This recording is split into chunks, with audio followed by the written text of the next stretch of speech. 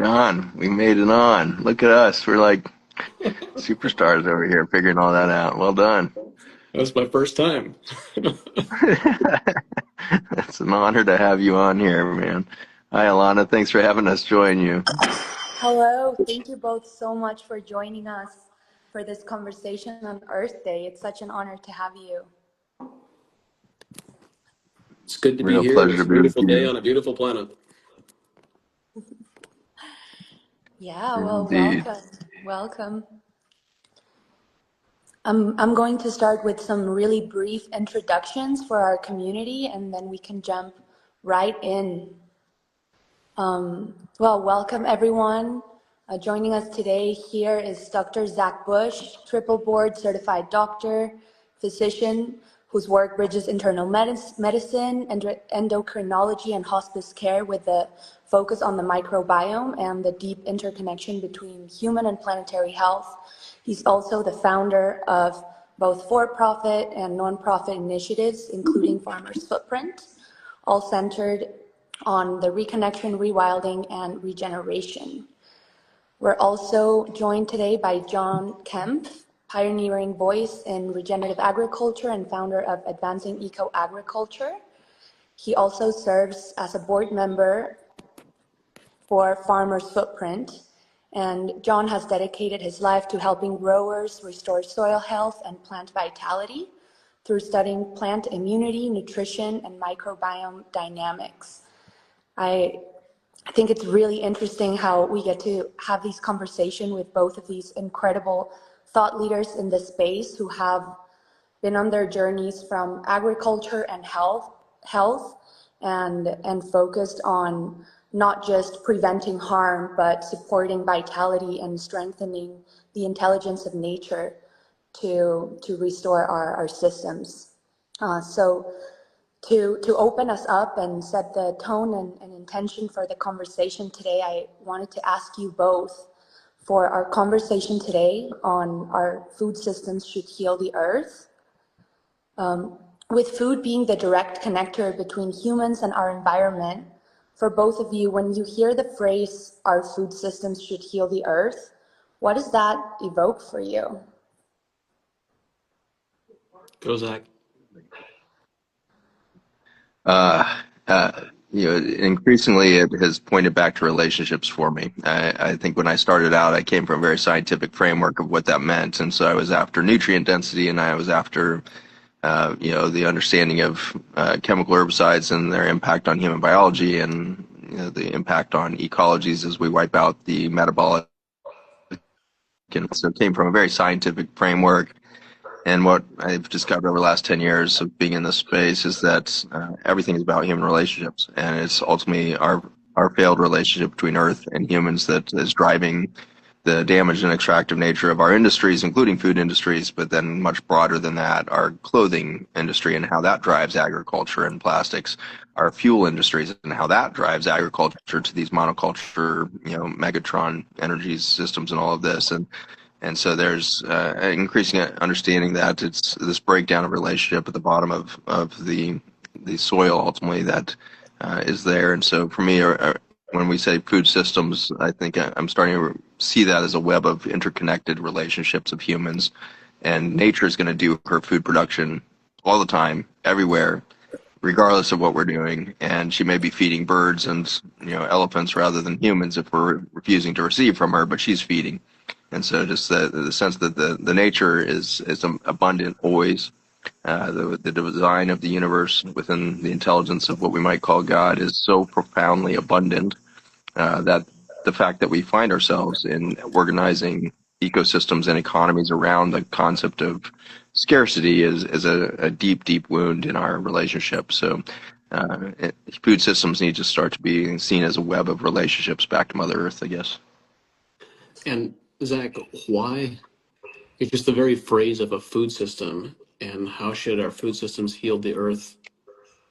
The very framing of that question creates a distinction between us and them. There is no us and them. There is only us. And so healing the earth is not disassociated from healing us. Healing the relationships between soil and soil microbes and plants and livestock and people is no different and cannot be separated from healing the relationships between people. And so it's that place that we come from within. When we come from a place within of deep care and stewardship and nurturing, then that means we show up differently in our interactions with other people. And if you want to use a scriptural or a biblical perspective, you could ask the question: can you be your brother's keeper while providing him with food that is toxic? Or can you be your brother's keeper by farming in such a way that produces an environment that has toxins in it? And so I think at its most foundational perspectives, when we think about our food systems healing the earth, it's not about healing something that's external to us. It's about healing the wounds that are internal to us. And when we really internal to us, internal to our loved ones, our communities, the people that we care about, the broader, larger community, those are all things that we can align around, that we can be unified around. And you cannot heal those things without healing food and healing farming and healing the entire ecosystem. They are all integrated. There is no us and them. Beautifully said. Thank you. Thank you for setting the ground for that conversation in that way. It's a beautiful segue to our next question. And I'm going to be prompting questions. And if you want to focus more on a specific one or take it a different direction, please feel free to do that. I have so much trust in the two of you here. To what you are both touching on in different ways, how do you see the health of our soil mirrored to the health of our bodies, and what are some of the patterns that you see emerging in that relationship? Yeah. I'll tackle that, I guess, initially from the health standpoint. But I think that, the thing I love about John, working with John all the time, is that he like you had mentioned at the beginning, you got a doctor and a farmer who met at the very center point of everything. And I think we both went on winding journeys of trying to go to the very top, right to the front cutting edge of our industries in the paradigm that was being taught at the time. And we went through that at a very similar time. So 1990s, early 2000s, John and I were really trying to be the front runners in, for me, the chemotherapy development, chemical poisoning of humans in the name of health. John in the name of chemical herbicides, in the name of producing food. And so we really pushed the paradigm, trusting that our education was sound and that this made sense. And so we both went through the reversal process right about the same time, 2006, 2007. We were both starting to emerge from this. And so I feel like we were both put on these divine paths that were going to collide each other at an Acres conference some 10 years ago or something like that. And that agricultural conference, when I first saw John, it was like a goosebump moment of like, I could feel it coming more than I could know what was coming. I could feel something happening in me when I saw him coming down the hallway, and I was like, this is going to change my world, but could potentially change the whole world if farmers and doctors start to speak the same language and start to understand the same path. So then to put my perspective so John can come at it from the other is, what I was seeing in the clinic was the phenomenon of the reversal of life. Life is the concentration of light energy that allows then for the complex systems of communication and energetics of biology to form. The brightest thing that physics does is the sun.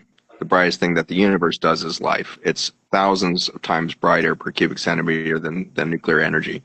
And so what a human is really is a pinnacle expression of the concentration of light energy. And many of us will, in our spiritual practices, find a light body within ourselves and tap into that light body in our meditations, in our prayer lives, or in other, spiritual practices. I've hit that with sitting in churches with Black Baptist choirs, and like there's just these moments where you feel the light body within yourself, and these are our spiritual experiences. And the fact is, our biology is not separate from that spiritual experience. Your biology is a light being by definition of life.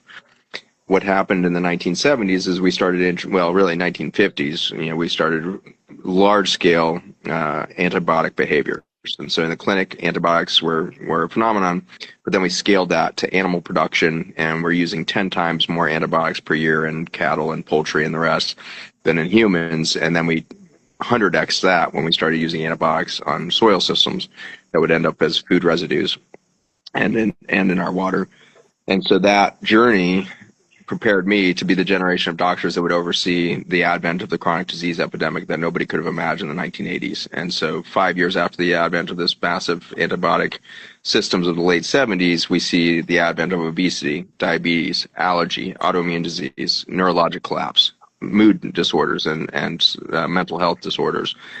Following that, cancer. Following that, and then following that, the gender dissolution that is so rampage of the world today. And so we see from frogs and farm fields all the way to humans, we have so diminished the light force within beings that we can no longer reproduce, we can no longer gender in the womb.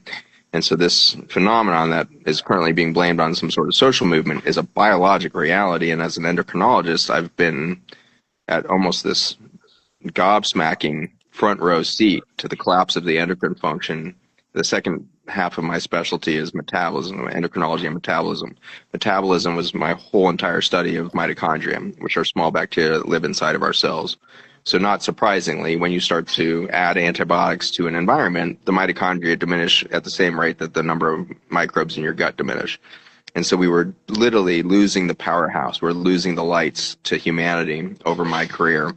And that found me into a desperate situation of chasing cancer at the end of my research. And I had been put in a mindset where it was a reasonable thing to believe that we had such this demon invader of cancer that the only pathway was to poison the person to see if we could kill the cancer. And it took a complete loss of my underpinnings in that worldview for me to start to allow ultimately my patients to reverse that paradigm for me to ask the bigger question of why is the cancer there? And we're not allowed to ask that typically in Western medicine. And so we go after this, and then by the time it looks like crisis is everywhere, then it's a rational thing to say, well, we have to go to war against disease rather than ask how would we nourish ourselves into health. And so that reversal for me started 2007, 2008, when my patients started asking me questions I couldn't answer, like, what does this chemotherapy have to do with how I got cancer? That was the question that kind of blew up my world, and that was the first patient in my clinical trial. And so it turns out that not a single cancer in human history has been caused by a lack of chemotherapy. So that was a big problem for my mindset. So that's how I ended up on this slippery slope into soil systems and food systems, and ultimately to meet John and for us to watch Farmer's Footprint come to life.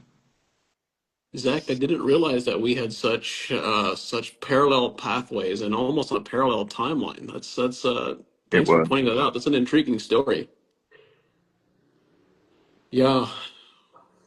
What does healthy soil mean? And how is healthy soil mirrored in human health?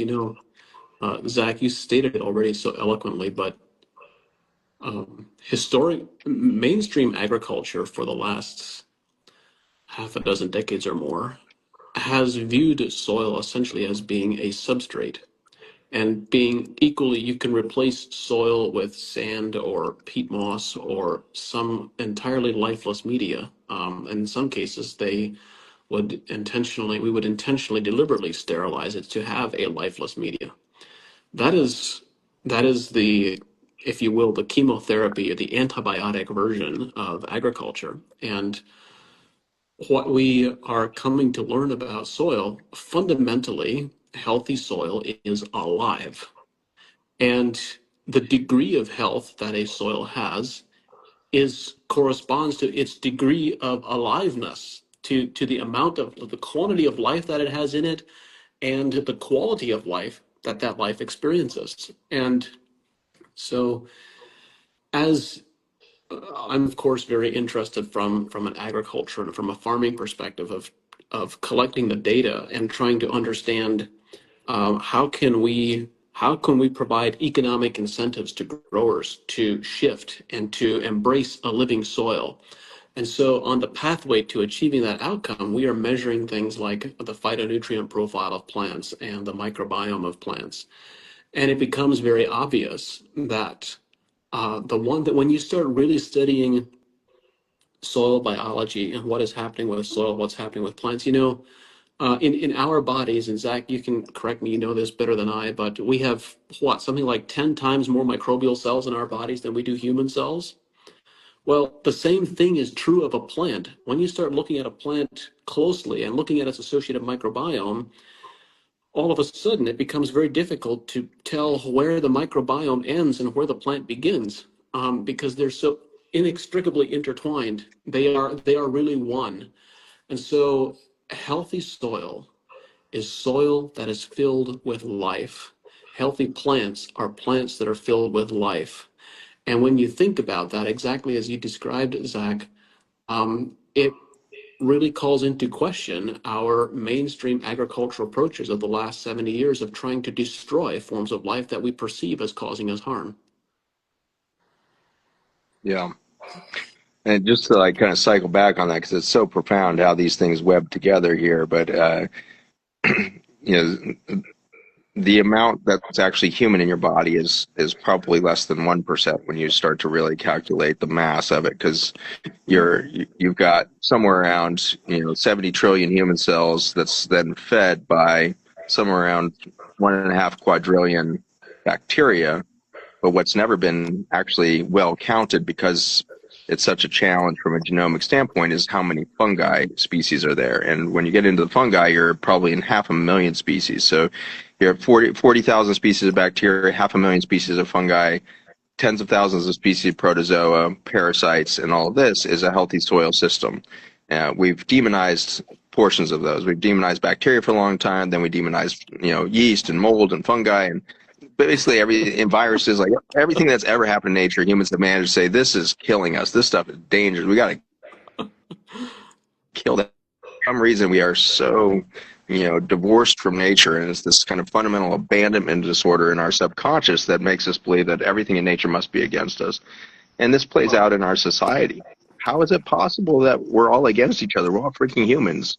And yet you currently have Europe pushing in ground troops into Poland and like mounting what looks like an aggressive move towards a ground war with Russia. It's just like, what? Like, how is this happening to an intelligent species, that we are marching our children once again into a massive war that has absolutely no expectation of changing the dynamics of human biology or our human psyche or our human consciousness, and can only undermine the wellness of the children and their children that will now be radicalized against each other once again. And the same thing as it plays out in soil is playing out at the global social movement order. And I really love your description there, John, that you can't distinguish between the microbiome and soil and the plant. And this continuum is spectacular. The fungal systems of the mycelial network somehow collaborate with plant roots to produce something that doesn't even have its own genome. We don't even know how to categorize it, but it's called the mycorrhizae. And those mycorrhizae are this like collaborative way to build a dynamic relationship of gifting economy between mycelium and a plant root. Mycelium is ultimately a single-celled organism, all fungi are. The plant root is a multicellular organism. And so to get multicellular organisms to exist on the planet, it didn't just take the innovation of mitochondria, which is what allowed for the energy upgrade to allow for, it took a imagination of how would a single cell talk to a multicellular creature. And the result was this beautiful spider web through nature. And it turns out the same damn thing is happening in your gut. Your gut is creating this interaction, this relationship between the rootlets of a human, which the root system are these long projections into the gut soil. And the soil of the gut, the microbiome, is building these biofilms that potassium can travel across and communication networks can occur through and all of this. And so there's this exquisite collaboration between single-celled and multicellular organisms. So to be a soil system is no different than being the plant within it. Being the plant is no different than being the soil of the gut in which will compost that. The gut microbiome is no different than the human, which will grow out of it. And ultimately the human growing out of that, quadrillions of organisms, is powered by 10 times even more the microbes inside the cells. And so we like to think of mitochondria as part of the human cell, or some sort of human construct human engine. It's not. It's a for a human, it has to rely on this internal environment that is the mitochondria. And so this, I'm trying to just, kind of fill in further this beauty of everything is a continuum of light energy. And the more complex and more concentrated light energy gets, the more life will thrive on a planet. So, Zach, if I could just build on what you've been describing, there is one of the things that really what was such a beautiful wake up moment for me was changing my perspective on how plants in thriving ecosystems collaborate instead of compete. So one of the foundational dogmas, if you will, of contemporary agriculture has been that plants are competing with each other necessarily. They're competing with each other for water, they're competing for light, they're competing for nutrients. This paradigm of survival of the fittest, is the strongest to survive. And in an environment that is resource rich, that has abundant nutrients and water, and that is devoid of biology, then in that type of environment, it is true that plants compete with each other. And we should recognize that that is an artificial environment. But when you have an environment with a healthy microbiome, that where you have these mycorrhizal fungi hyphal networks, and you have bacteria and protozoa, nematodes and viruses, and everything collaborating and or I should say communicating. When you have this entire community engaged in quorum sensing, what changes is instead of competing with each other, they begin collaborating with each other. All of a sudden, plants that previously might have competed now begin supporting each other. They will supply water to each other. They will sacrifice a degree of their own success for the benefit of their neighbor. So there is this beautiful collaboration that happens in biologically healthy ecosystems that many farmers have never gotten to see because they've never gotten to see exceptionally healthy soils that have a vibrant microbiome. And so there's this completely different world that most of us haven't observed because we haven't been paying attention, we haven't been looking, but that in reality there is a completely different way of thinking about plant interactions and plant microbiome interactions where in a vibrantly healthy ecosystem they will collaborate with each other instead of compete. And can you imagine the level of health and the level of immunity and the level of productivity that happens when everyone supports each other? It's incredible. It's much more than we could ever hope to achieve from a warfare mentality of competing with each other. Absolutely, John. I think Zach was kicked out, so hopefully he'll join back in a few minutes. But just to reflect on what I'm hearing from you and Zach too, it seems like we are so focused on chasing the symptoms that are of what goes wrong, and I'm just getting this visual of an iceberg, and the terrain as Dr. Nasha Winter calls it too. Like what you were saying, there's no us versus them, and we're made up of whole ecosystems and worlds that want to collaborate to thrive alongside us. So to take a step back and see ourselves as part of this whole, both internally in our soil, in our system, and in the communities that we are part of. It's all systems of collaboration, and how can we like be in service to that collaboration that is wanting to happen for life Yeah. to thrive. You know, just before Zach dropped off, he spoke a bit about the existing warfare and possibility of further war that we have globally right now. And it's intriguing how. Glad to have you back, Zach. It's intriguing how mainstream agriculture for the last 7 or 8 decades has really been based on an adopted paradigm, an adopted mentality of a warfare approach to agriculture.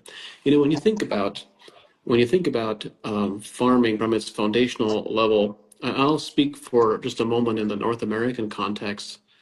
Um, Farming is hard work. It's long hours, challenging conditions, not particularly good pay. There are many things that you could do that would provide for a much easier life than farming. And yet, many people aspire to be farmers. And many people have a dream of farming. Why? It's not about the money that they can make. It's not about the economic reward. It's because they have a desire to have a connection to life and to living systems. There is something about experiencing the joy of a newborn animal, or watching seeds germinate from the soil, or listening to birds sing as they are surrounding us in the environment. And it is those types of things, that connection to life and living processes, that attracts many people to agriculture. And it's particularly interesting that here in the North American setting, our agricultural community generally profess to be Christians. They profess to believe in a worldview that embraces the idea of stewardship and nurturing. And yet, precisely in that environment, we have adopted a model of agriculture that is based on a paradigm of warfare. Identify a specific pest, identify a specific pathogen, and figure out how you can destroy it. And if the first weapon of choice is not successful, you get a bigger bomb, get a stronger pesticide, get a bigger hammer. And so it is this creates a deep internal dissonance within many farmers, where deep in their hearts and deep in their spirit, they know that the vision that they aspire to, and what originally attracted them to agriculture in the first place, does not align with their daily practice. But they don't know any different. They've never heard any different. They feel stuck and trapped. And this is why we now have, with all of the work that has happened over the last decade from many pioneers in the space, such as Zach and others who've really popularized the damage and the destruction that is occurring from endocrine disrupting pesticides, as well as the damage that we are doing to our soils generally. There is now an openness of discussion that did not exist even 5 years ago, even 3 years ago. So we have a window of opportunity in the dialogue and the conversation. And I think it's important for us to, it's not helpful for us to demonize the farmers and the people who are involved in this form of agriculture, because they feel as stuck and as trapped as many other people in many cases. They have an authentic desire to farm for the best outcomes of their ecosystems that they're responsible for stewarding. And they are of the persuasion that with their existing knowledge set, they don't have an alternate pathway other than the tools that they are already using. Yeah, yeah, absolutely. That's something that we see a lot here at Farmers Footprint, and how what are the support systems that we need to create as a society when we are asking farmers to transition to regenerative practices? What is the systemic changes that we need to shift so that there's a market ready for them when they transition? How can we support them throughout that transition? And just to prompt a follow-up question, I want to ask you both, what are some of the inner or cultural shifts that you think are needed to support that transition towards more regenerative food systems? That's a multidimensional question, or a question with multidimensional answers. What are your thoughts, Zach?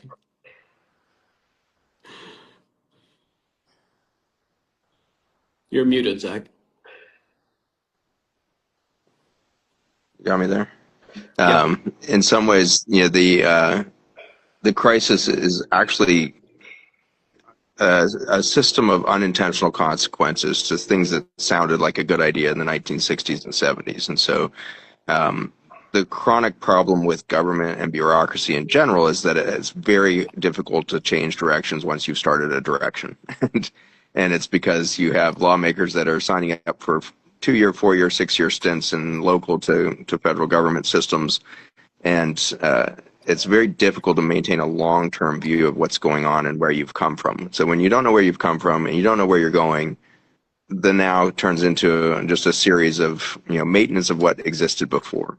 And that's what's happened with the support systems that we put into farming as kind of a rationale for getting us out of a deep crisis, which was the Dust Bowl of the 1920s and 30s, and the deep dysfunction of soil systems that was driving widespread hunger. And today it's very hard for us to imagine that there was people starving all over America just, less than 100 years ago. And there were soup lines that, were the last semblance. And my grandfather was working for the Roosevelt White House, and he was Eleanor's right-hand man in the New Deal. And so, in generosity to the history of it, like it'd be easy to think that there's just bad guys trying to make money, but that's just not what happened. We were in deep crisis, and we were deep soil crisis. And along came the innovation of small molecule chemicals coming out of fossil oil. And with the end of World War II, there was suddenly a need to find a new home for that oil because suddenly the tanks and planes weren't rolling. And so the slowdown of the war machine, turned into this new opportunity, market opportunity, and that saw the opportunity in this deficit that we had in nutrients and soil. And so we suddenly bunny hopped tens of thousands of years of soil management practices and knowledge for this new technology of soil inputs.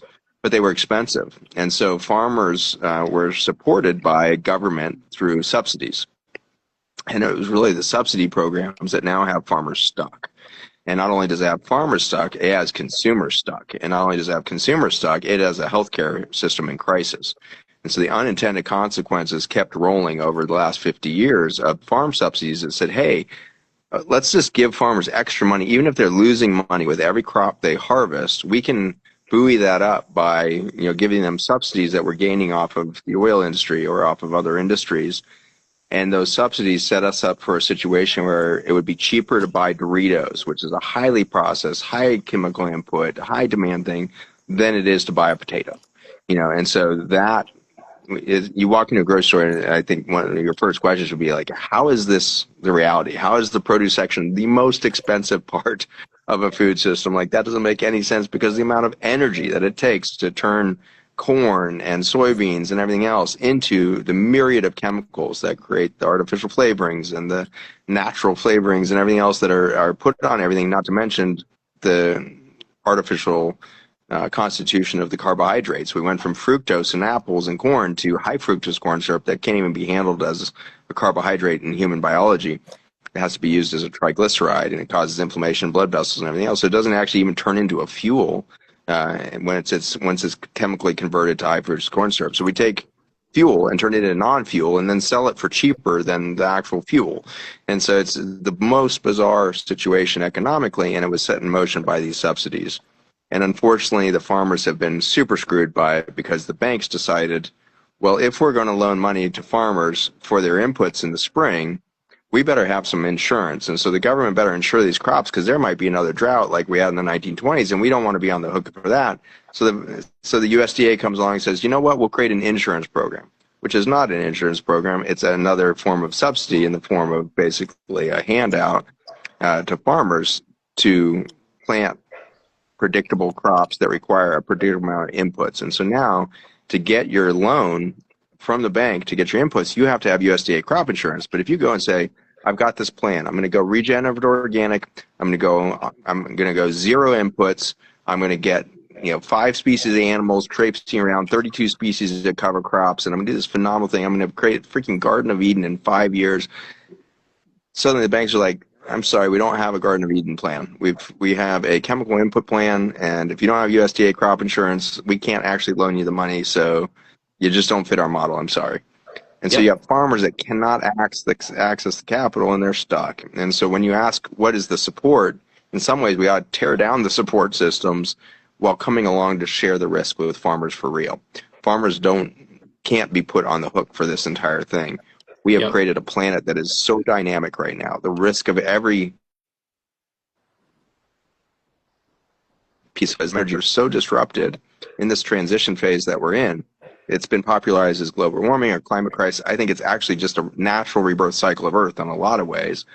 but we have added to the intensity by us breaking the relationship between soil, water, human, plant life, etc. And so that's been my thought process as it's developed over the years is we got to remove all of the old things. We need to go to a fair market environment for farmers. They need to be able to compete for bank dollars regardless of their methodology. And I don't want to penalize people for chemical farming either. I want people to say, hey, I'm going to borrow it for those inputs. And then I want the farmers who are doing regen organic to have equal access to the capital. And so we should be, if we're going to do crop insurance, it needs to be uniform. It needs to be across the board, regardless of your management practices, regardless of what type of input you decide. And then we'll let the bottom line decide, because I know that the farmers that are going to go regen organic and get John Kempf and his agronomists on their land are going to 3x to 5x their bottom line over the next 5-10 years. And so I would want my money there if I'm a banker. But the Right. banks don't know that yet because they haven't seen the widespread Right. success. So I would like the market to determine who's doing the right thing by the soil. To do that, we would have to remove the supports. Yeah, the regenerative farmers win hands down in a free market environment, and not by small margins. There are significant advantages to. I think the the hand of the market, if you want to call it, will incentivize regenerative agriculture over time. But the present uh, props to the existing system and the barriers, the policy barriers to the new system, certainly are slowing that down and making it a lot more difficult. But Zach, I'd like to just add a dimension to what you were talking to and to the original question that you asked us, which is what are inner or cultural shifts that you think are necessary? Here's my perspective, being embedded in the farming community very closely. I actually think 3 years ago, there was greater consumer demand than there was farmer supply. Today, that has reversed itself. There are more farmers who actually want to go down, they have a desire to go down a regenerative pathway. And many of them are, in spite of having no market support. But in fact, there is not enough consumer demand to meet the higher quality product that they are producing. And it's not even necessarily about being paid a premium or a very small premium. It's just the fact that nobody cares that they're doing a better job and growing a better quality product, or not nearly enough people care. There's not enough consumer demand for a regeneratively grown product that's nearly on the scale at which it is being produced. Yeah, I mean, just listening to you both, I want to reflect some of what I'm hearing for people joining us here, and I see some people trickling in still. How our food system is not, our current industrial food system is not more efficient, is not working, and we're not by advocating for regenerative agriculture, we're not proposing something that will be I'm sorry, I'm just trying to connect the dots of all the information I'm receiving. There's no yield drag from regenerative agriculture. I think that's a very important Yeah. aspect. That And when, I mean, a lot of the work that we do at Farmers Footprint is based on the premise that awareness precedes change. So a lot of the consumers or the farmers that are, or policymakers too, involved in these decisions each day, aren't even aware of the consequences of our food system, of what is the difference, and what is the difference between an organic product and a regenerative product and an industrial product. How we're putting that pressure on, to your point, John, the farmers that are wanting to do better, that are wanting to regenerate the soil, and the current system is set to put more pressure on those individuals and the consumers. So we're just designing from the wrong premise, and what we're yeah, how our food system is built to deliver calories, empty calories, and processed foods to everybody. And I wanna prompt you both with the next question on how would moving from extraction to nourishment and reciprocity look like within our current system? well, That's a good question. When we go back to what I was describing earlier about what biological ecosystems actually look like and how in living systems and in soil and plant biomes, there's this beautiful collaboration that happens where plants are no longer competing with each other, but they're really collaborating and they're supporting with each other. You know, it's such a beautiful model for us in a human community to support to support each other and to collaborate more effectively.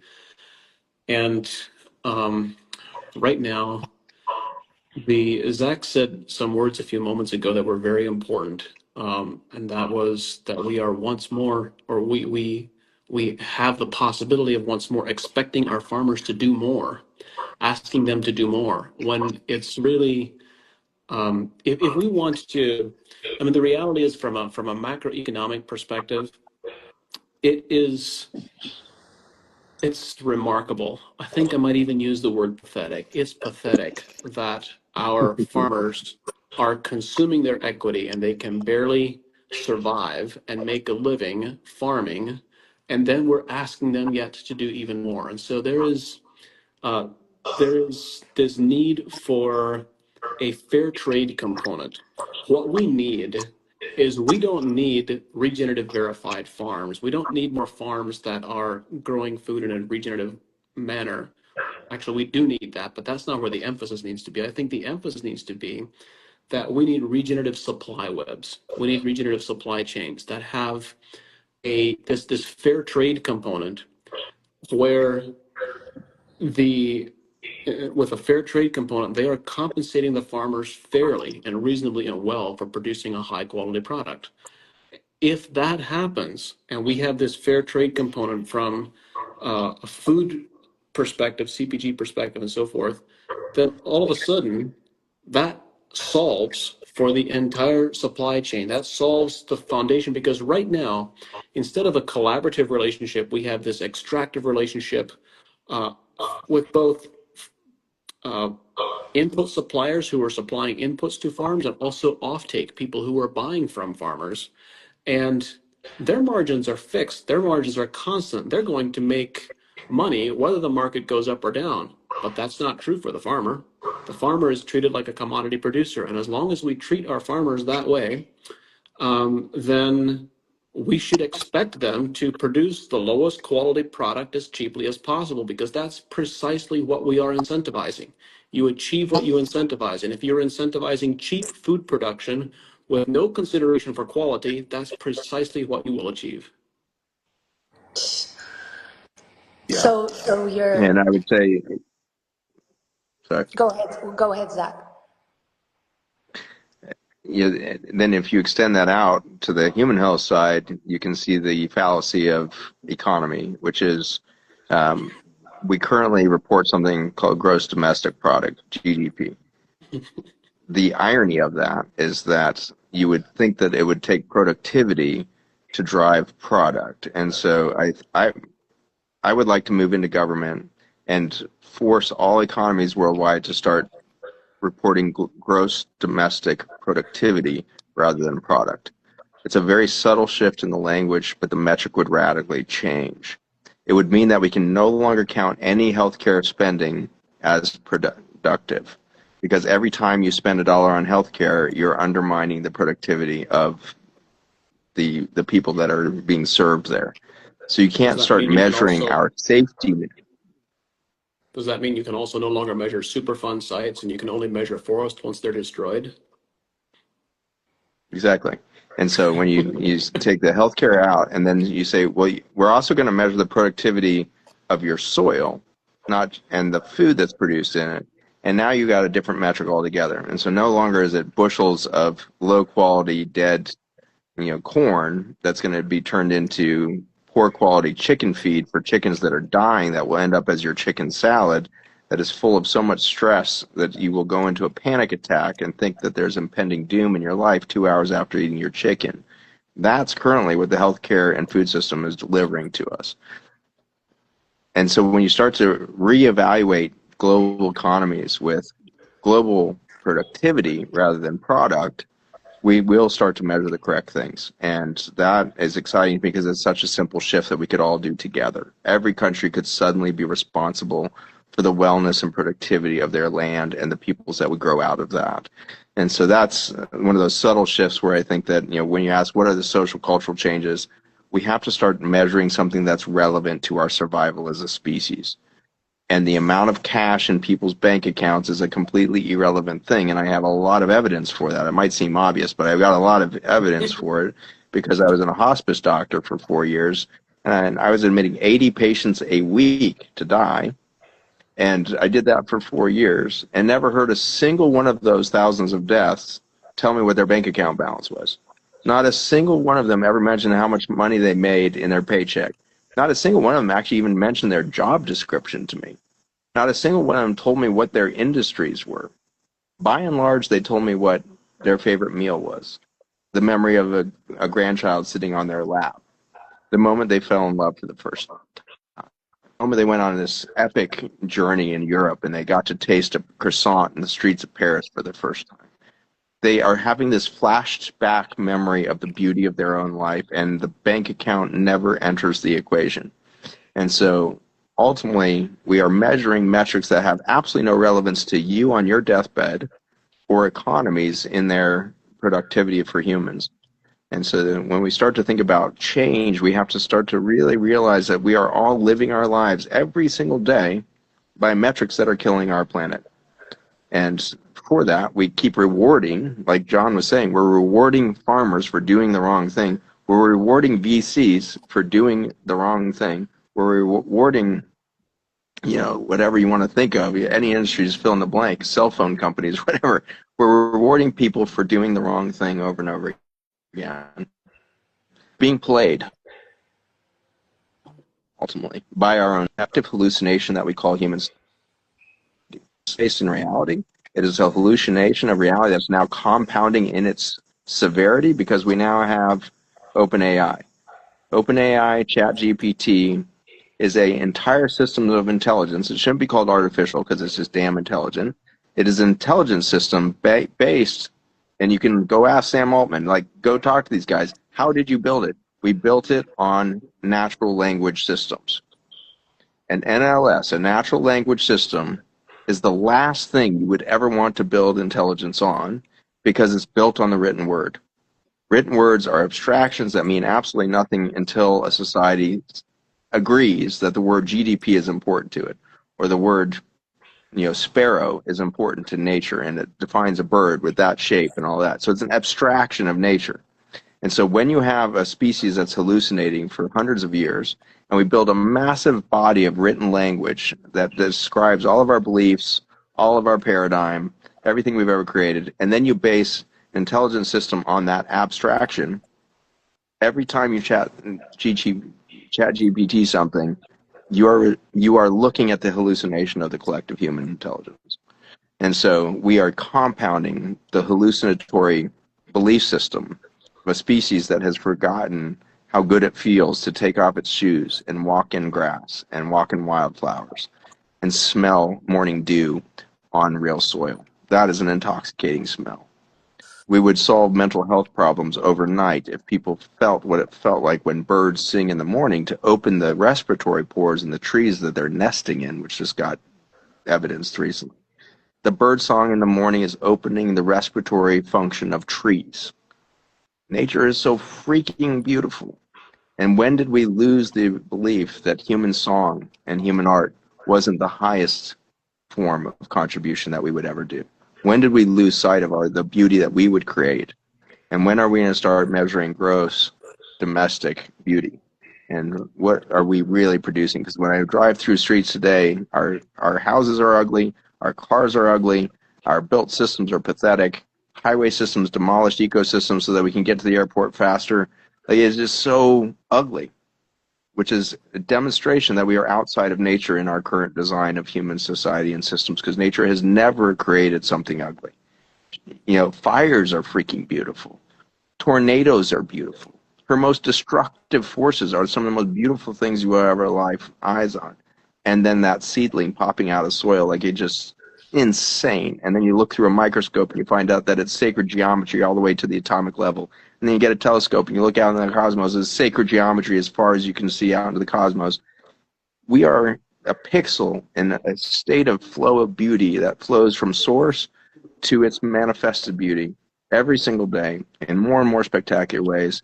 And it will take such a small shift in human consciousness to become part of that again. Because if you look at the buildings we built 400 years ago, you will be dumbfounded by the craftsmanship, the intelligence, the mathematics, the intelligence that was there in the late 1800s. Remember, we were an agronomy society. We were all farmers in the 1800s. Every household was a farm. There was nobody not farming. As farmers, if you go probably chat GPT this, you want to solve your hallucination. Go look up 1880s eighth grade education, because there's been this phrase, maybe it's out of the phraseology, but the phrase an eighth grade education was kind of used derogatorily. Well, that guy's just got an eighth grade education, he's a farmer. If you look up the eighth grade test in the 1880s, I guarantee you we don't have a college student today that could pass that test. It is the most extraordinary intelligence that was in our agronomy mindset, because our children were on the farms from birth onwards, and like John was saying, they watched those animals birth. They watched the seedlings coming out of the earth. They laid down in the grass at night and they looked up at the stars and blew their mind over the state of the cosmos. Those children reached this incredible intelligence because they were integrated into the beauty of earth. Farms were a beautiful extension of nature's biodiversity. 1940s, this is in most of your lifetime's memory, if not yours, your mother's or your father's memory, your grandfather's memory. 1940s, we were growing 45% of our food system in our backyard victory gardens throughout not just the United States, but all over the world. 45%. Today we are growing 0.01% in our backyard gardens. We have fundamentally divorced ourselves from nature, and therefore we have failed to realize that we can be part of the beauty. We can actually create beauty. And the only thing that has really done no harm to this earth, I believe, is our art. And so I see great promise when we stop designing AI systems based on natural language, i.e. hallucination. We need a planetary AI system, which I'm so excited Adina is building. Adina is the founder of A-Earth, and she's building a planetary AI system that does not use written language, but uses the data sets of nature itself. And nature is speaking to us as to what is reality, what is truth, what is valuable to humans, and how should we think. We should think as part of the trees. We should remember we are part of the soil itself. Our intelligence is a continuum between soil and tree and cosmos. Intelligence does not belong to humanity. Intelligence is imbued and gifted to humanity through the ecosystem that speaks through us. We are the most complex ecosystem on Earth. There's more bacteria, fungi, protozoa in every centimeter of a human colon than any other colon in animal life, any other spot in the world. You are more complex than jungles, coral reefs, you name your beautiful moment, you are more complex. And for that biodiversity speaking through you, you are endowed and gifted the capacity for intelligence. And for that, you have an opportunity to participate in the glory of the universe. And and that's responsibility. what I wish kids were taught, you know. And so, John, you are actually part of a community that remembers this. So the Mennonite community has really survived, and there's been some recent data in some of your sister communities there over in Pennsylvania and the like, recognizing that there's a fraction and sometimes not even measurable rates of childhood cancers, childhood diseases that are rampant in the cities that are just a few miles away, and they're just not existing in your communities in the Mennonite and other communities around you guys. So tell us a little bit about, you know, I'm sorry about that monologue. I get really passionate and kind of go off my own rails sometimes. So that was one of those moments, but I'm back on. I'm okay. Survived, everyone. You're beautiful. John, just give us a little bit of insight on that, and then Alana will turn it back over to you. Thanks for being patient with me. My goodness, Zach, there's so many things that you said that I would like to reflect on. I have one of those eighth grade educations, and certainly I wouldn't suggest that it was to 1880 standard. I'm not sure exactly what that looks like, but it was to a standard that did not begin to compare with the public school education of my era. I graduated, I forget what it was, early 2000s, and it was my graduation test was very different from the mainstream even at that particular moment. Um, so anyway, you asked me about the disease levels in the Amish and Mennonite communities that are in Pennsylvania. You know, um, it's certainly true that they are, in many cases, they're hardly measurable. They're, and I'll, rather than addressing that question directly, I'll give you an example of COVID, of my community's response to COVID. Um, and the thing about really being in community with other people is that you are 1 or at most 2 degrees of separation away from everyone. You know everyone, you know everything. That's our community is, I'm not sure the exact size. I would speculate somewhere in the neighborhood of about 3,000 to 3,500 families. And so in the case of COVID, we knew there's all this drama about all these people that are dying from COVID. There's all the news and everything else, which we were insulated from to a degree, but we certainly got some exposure to some of the hysteria. But the benefit of everyone knowing everyone else is that we were able to keep track of all the deaths very closely. And over the course of an 18-month period, we were able to do the tabulations. Over the course of an 18-month period, there were 83 deaths in the community, 4 of which were designated as COVID, all of which had each of those 4 had significant comorbidities, extreme obesity and diabetes in several cases. And so the benefit of having a local community, of being that close, is that the fear and the hysteria of the macro community cannot overwhelm you and cannot overpower you, because you are part of a closely connected support network. And I think that is the piece when we consider the example and the biomimicry of the microbiome, of being there to support each other and being in community. Most, shouldn't say most, there are large segments of our modern day culture that have lost that don't really participate deeply in community in the sense of supporting each other at the cost of personal sacrifice if necessary. And that is, I think, the foundation.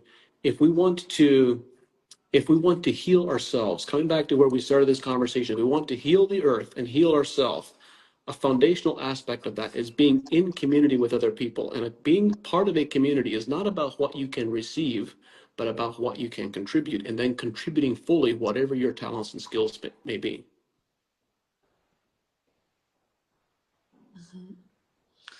As I sit And I here, want to just, sorry. oh, please. No, I just wanted to share a brief reflection as I listen to both of you speak here, and we're asking farmers to do more. We're asking doctors to heal us, and we underestimate our power and our impact to be of service, to contribute to the systems and communities that we are a part of.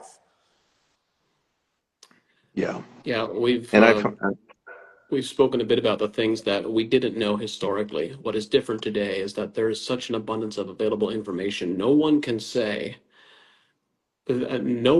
claim responsibility for remaining ignorant today. Ignorance in today's world is a choice. And therefore, there's this old saying that ignorance is bliss. Well, if ignorance is bliss, then knowledge is responsibility, and knowledge or the lack of thereof is a choice today. All of us are responsible. We are responsible for our own health. We're responsible for the health of our families and our communities and all its different aspects. And to the degree that we accept that responsibility for our own health, will determine the degree of the success that we have in healing ourselves and in healing our planet. beautiful. Yeah. And on the optimism side, I'm I had dinner with a group of people here, and impressive regen communities being built down here. And it's largely being run by 20 and 30 something year olds who have never farmed before, and there's no farming in their recent history that they're stemming from, but they are suddenly getting this uncontrollable call to go farm somewhere, and they are finding land around the world to go farm. And been spending a lot of time in the Middle East and North Africa and Southern Africa, and really diving into what is the planet trying to do right now. And the answer is the planet is moving into her regenerative cycle. Every 20,000 years, this Earth regenerates herself. And we go from a desertification cycle into a regreening. And that begins with this incredible rebirthing of the grasslands in the North Africa and Middle East region that then regreens 1/3 of the planet every 20,000 years, 15,000 years, depends on the cycle. But you're in this very predictable cycle. So the Saharan Desert, we think of as this permanent structure on the Earth when we look at today's globe. It wasn't there 700,000 years ago. It was a grassland, and it was growing the largest food system that's ever existed, called the Roman Empire. And so Rome, having extracted and destroyed all of the European soils, moved all of the food systems for entire European continent to North Africa, which is now desert sands. But at that time, it had these verdant, deep soil systems that had been grown out of the grasslands between the dunes. And they grew massive wheat fields that extended all the way across the border of North Africa. The entire Mediterranean, southern border was the food system of Europe. And that was fed from a lake that sat in the middle of the Sahara Desert called Lake Chad, that was bigger than any other freshwater source in the world. That's currently under sand. And in the last 4 months, the lakes have started filling up again in North Africa. Mother Earth is doing her reclamation of her deserts, and she does it for the purpose of regeneration, which is to say biodiversification. Every time she does this, Earth gets more diversity. What Earth's up to. The question is, can we align human systems fast enough to take our knee off the neck of Africa and the Middle East? Right now, chemical agriculture in those zones is keeping the recovery of the deserts out of the framework. All of our fencing that we put up in the name of conservation is blocking the movement of our macro animal systems in Africa and other continents. Those fences basically are the macro version of an antibiotic. As soon as you put up a fence, you decrease the biodiversity of land. The soil starts to degrade. If the animals cannot move across the land that were supposed to be there on this green earth, the soil will suffer. We've proved this out with keystone species. You put beavers back in rivers in Arizona, suddenly the deserts start regreening. You put wolves in Yellowstone National Park, and somehow rivers start flowing again. You put bison back on the plains of Texas. Rivers come back, soil systems come back. You put white lions back in the northern portions of South Africa, and the microbiome recovers, and rivers start to flow again. This is the phenomenon of nature. It is nature, and life itself is a complex network of interconnected relationships that are a gifting economy for the rising of all boats. Everything is lifted. Everything is an ascension pathway in nature. Humans somehow divorced ourselves from that understanding, flipped the paradigm upside down, and said, we're going to have to take everything now because nature's against us. We might not have anything next year. And so it's out of that fear of a future that's not supported by nature. And spent a bunch of time with the Ochwar tribe down in the Amazon. The best, most wonderful thing is you walk into their houses that are huge and beautiful, vaulted ceilings, 30 feet high, made out of incredible natural sources. The whole houses breathe. They're open air, closed air, the whole thing is spectacular. And then you go sit down with them for a meal, and you're looking around. There's not a single basket to store food in. There's no refrigerator. There's no storage of anything. And you're like, wait a second, you don't store anything? Like, what happens what happens tomorrow? And they're like, what do you mean what happens tomorrow? We walk back out in the jungle that's been feeding us for 40,000 years, and we get food again. Like, they're just like dumbfounded by the question. Like, you do what? You store things in freezers for a year? That must taste terrible. Like, they can't understand, like, you're doing what? Like, how come you aren't just getting food? Like, they can't fathom what we've turned ourselves into in our fear that nature won't provide tomorrow. And there's some deep biblical lessons that happened to a previous, time in our history where we were going hungry, and we were taught that you cannot store your food anymore. You're going to have to just be provided for on a daily basis. And if you try to store it, it will rot in the jars.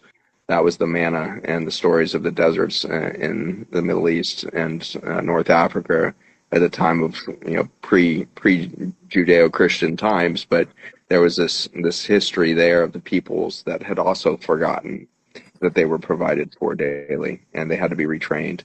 I think we're getting to the collapse of systems that will retrain us into community structures that will remember that we have to walk out every day and ask Mother Earth, what would you have for your children today?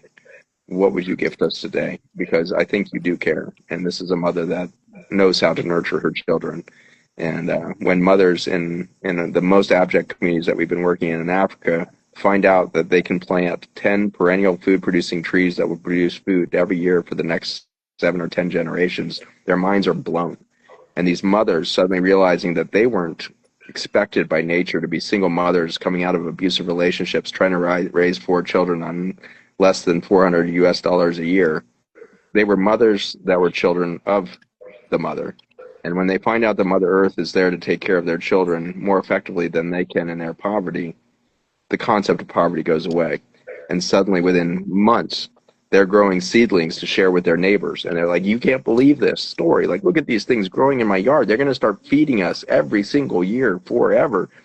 We're going to just start planting food everywhere. And so I'm watching food sovereignty return to some of the most broken human systems in the world. And the speed at which we regain human dignity. And then immediately after dignity comes creativity.